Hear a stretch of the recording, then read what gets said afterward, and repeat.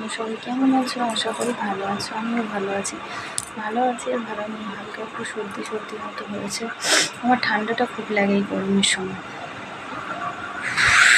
হাঁপিয়ে গেছি।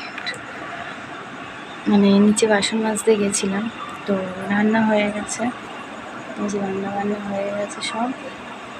ছেলে ঘুমাচ্ছে, ছেলে ঘুম পাড়িয়ে দিয়েছি, ঘুমাচ্ছে,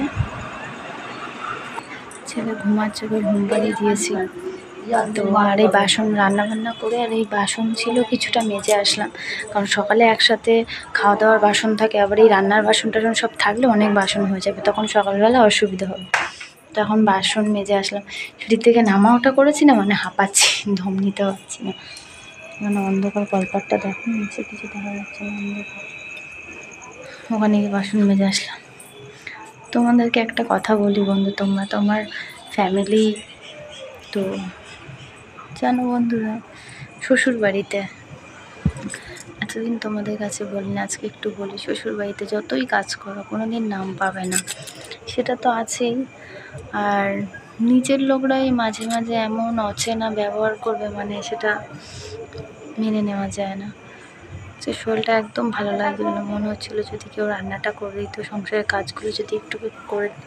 ক্যামেরাটা কেমন মানে একটু ঘোলা কেমন একটা মতো হচ্ছে, অসুবিধা, লাইটটা প্রবলেম হচ্ছে, তো অচেনা হয়ে যায় নিজের লোকরাই। তো সব ফ্যামিলিতে নয়, আমাদের মতো কিছু মতো এরকম হয় আর কি। তারপর যদি স্বামী ঠিক হয় তো ঠিক আছে, না হলে তোমার গেল এই জীবনটাই। যে রান্নাবান্না হয়ে গেছে, এখন গ্যাসটা মুছবো, কালকে সকালের জন্য ফ্রিজ থেকে মাছ বের করে সকালের জন্য কেটে রাখতে হবে।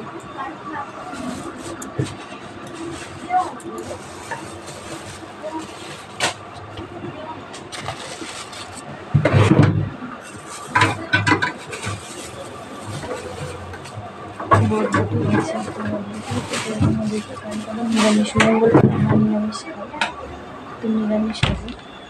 এখন এই যে আনাজ কেটে রাখবো। তো শরীরটা খুব খারাপ লাগছিল, মনে হচ্ছিল কেউ করে দিলে ভালো হয়, কিন্তু কে করবে, নিজেরই সব করতে হবে। তো এই আনাজ কেটে রাখবো রাতের জন্য। আর এই জিনিসটা পরিষ্কারই আছে, আজকে তেমন কিছু রান্না হয়নি। তো দুপুরে যা রান্না, মানে সকালে যে রান্না করেছিলাম তরকারি রয়েছে, মাছের তরকারি, ওইবেলা একটু ডাল করেছি শুধু, একটু আলু ভাজা করেছি, হয়ে যাবে। তখন আমি আনাজটা কেটে রাখি। তো যেটা বলছিলাম, নিজেদের লোকরাও আপন মনে হয় না, মাঝে মাঝে এরকম একটা ব্যাপার। তো এটাই বলার ছিল, তোমরা সবাই ভালো থাকবে, সুস্থ থাকবে। যারা ছোটো বাচ্চা আছে বাড়িতে, তারা জানে যে একটা বাচ্চাকে সামনে সংসারের কাজকর্ম করে কতটা কষ্ট হয়। আমি বিশেষ করে বন্ধু, যখন আমি কলকাতায় ছিলাম, নিজের জন্ম নিতাম, নিজের খেয়াল করতাম, নিজের একটু কেয়ার করতাম, কিন্তু এখানে যে সে সময়টুকুও পাই না। কারণ প্রথমত আমাদের পুকুরটা অনেক দূরে, জলের খুবই সমস্যা, তোমার তো ভিডিওটা দেখিয়েছিলাম কতটা দূরে কাচতে যাই। তো কাচাকুচি, এই জল আনা, সব কিছু, আগে মায়ের সাথে ছিলাম একসাথে, অনেকটাই হেল্প হতো। তারপরে এক জায়গায় ছিলাম, এক ঘরের মধ্যে সব কিছু সেপারেট ছিল, এখানে তো তা না, সব জল তুলে এনে কাজ করতে হয়। আমাদের বাচ্চাটা ছোটো, খুবই কষ্ট হয়, কিন্তু কী করবো, কিছু করার নেই, এরকমভাবেই থাকতে হবে। তো যাই হোক, তোমরা সকলে ভালো থেকো, ভিডিওটা এখানে শেষ করছি, টাটা। এটা আবার জ্বরের মতো মনে হয় নাকি, টাটা, ভালো থেকো।